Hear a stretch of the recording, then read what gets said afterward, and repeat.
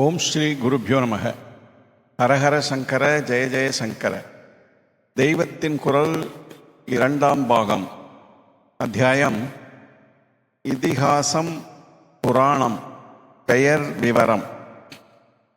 ராமாயணமும் மகாபாரதமும் தான் நம் தேசத்தில் பாமர பண்டித பேதமின்றி எல்லோருக்கும் 2 கண்கள் போல இருந்து கொண்டு யுகாந்திரமாக நல்ல வழியை காட்டி வந்திருக்கின்றன. இந்த 2ஐயும் புராணங்களோடு சேர்க்காமல் தனிஸ்தானம் கொடுத்து இதிகாசங்கள் என்று வைத்திருக்கிறது. புறா என்றால் பூர்வத்தில் என்று அர்த்தம். பூர்வத்தில் நடந்ததை சொல்பவை புராணங்கள்.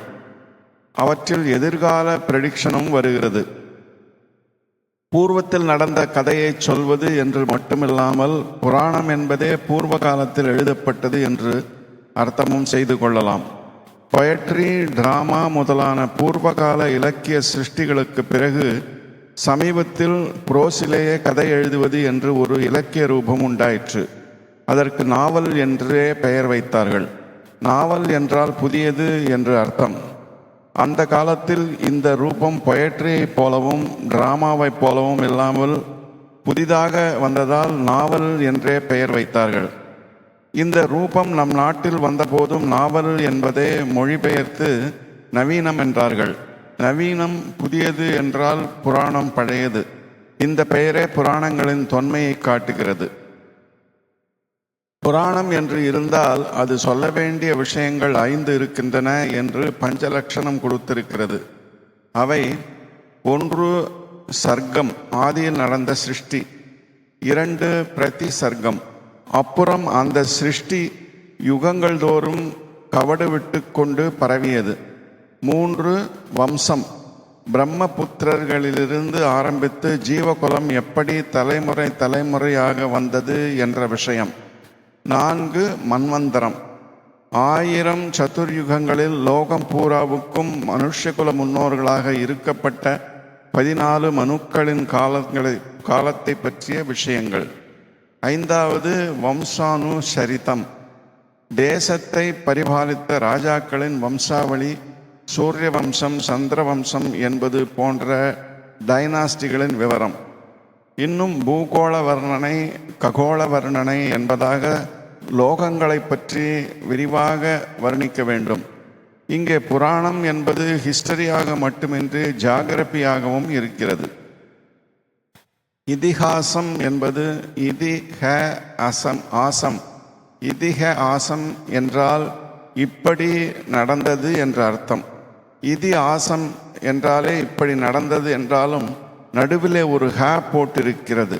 ஹாவுக்கு நிச்சயமாக, வாஸ்தவமாக, சத்தியமாக என்று அழுத்தம் கொடுக்கிற அர்த்தம் உண்டு. கொஞ்சம் கூட பொய் கலக்காமல் உள்ளது உள்ளபடியே எழுதினது இதிகாசம். அது எழுதப்பட்ட காலத்திலேயே நடந்தது. ராமர் இருந்தபோதே வால்மீகி ராமாயணத்தை எழுதினார்.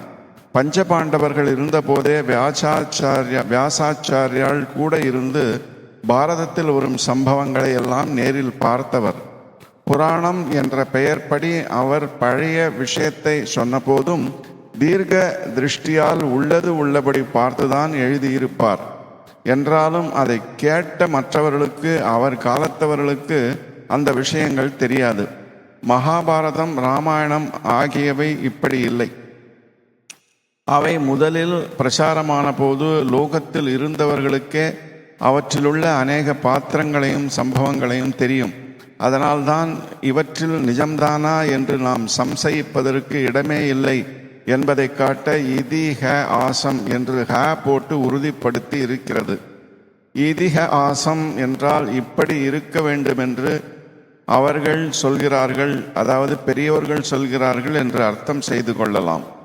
நேரே நடப்பதை வைத்து சொல்லாமல் இப்படி இருந்தது என்று ஒரு நம்பிக்கையின் மேல் எடுத்துக்கொள்வதே ஐதீகம். தமிழில் ஐதீகம் என்று சொல்கிறோம். அதாவது மரபு அல்லது ட்ரெடிஷனுக்கு இப்படி பேர். இப்போது நாம் நேரில் பார்க்கிற ஒன்றை கொண்டு இதை ஏற்படுத்தவில்லை. நமக்கு நீண்ட காலத்துக்கு முன்னாலிருந்து அனுசரிக்கப்பட்டதா, சரி நாமும் பின்பற்ற வேண்டும் என்பதே ஐதீகம். இதி என்ற வேர் சொல்லிலிருந்தே ஐதிஹ்யம் வந்திருக்கிறது. இப்படி பெரியோர் சொன்னது என்பதற்காகவே நாம் பின்பற்ற வேண்டியது ஐதிஹ்யம். நாம் நேரில் பார்ப்பது இன்னொருத்தர் சொன்னால் இப்படி.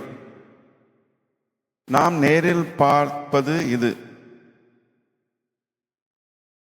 இத்துடன் இதிகாசம், புராணம், பெயர் விவரம் என்ற இந்த அத்தியாயம் நிறைவு பெற்றது. ஓம் சாந்தி சாந்தி சாந்தி.